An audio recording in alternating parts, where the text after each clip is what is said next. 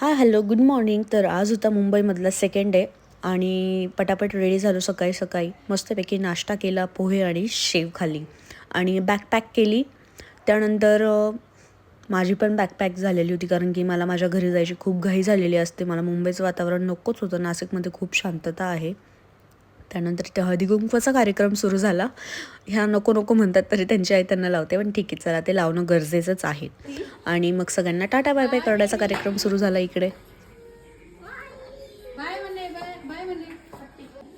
पटकन शूज घालून घेतले आणि ती जाऊन बसली होती तिच्या घरामध्ये. तिथे जाऊन परत तिला एकदा बाय बाय केलं. खूप क्यूट मुलगी आहे ती, छोटी छोटी. आणि मग पटकन रिक्षा पकडली आणि आलो डोंबिवली स्टेशनला. आणि त्यात इतकी मोठी गडबड झाली ना की आम्ही आमची एक्सप्रेस सोडून दिली आणि आम्ही दुसऱ्या स्टँडमध्ये बसून गेलो घाई गडबडीमध्ये. पण तिथे पुढे बघा, आता एक व्हिडिओ खूप इम्पॉर्टंट आहे. अशा लोकांना ना प्लीज नेहमी मदत करत जा. आपल्याला माहिती आहे की हे रोजच ट्रेनमध्ये येत असतात, पण तरी पण त्यांना दिसत नाही ना, तर त्यांना थोडीफार हेल्प केली ना तर आपलं काहीच जात नाही. प्लीज माझी रिक्वेस्ट आहे की अशा माणसांना, लेडीजला हेल्प करत जा.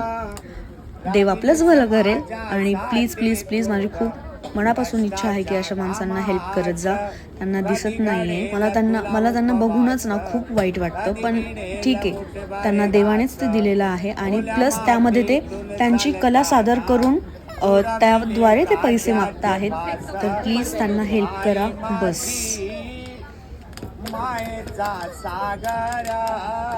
आता फायनली आम्ही आलो नाशिक रोड रेल्वे स्टेशनवर आणि माझ्या जीवात जीव आला. पटकन भूक लागलेली होती, मग वडापाव खाल्ला इथे येऊन, पण नाईलाज होता आणि घरी जायला निघालो. खूप दमलेलं होतं. चला आता भेटूया नेक्स्ट व्लॉगमध्ये. Tata bye bye.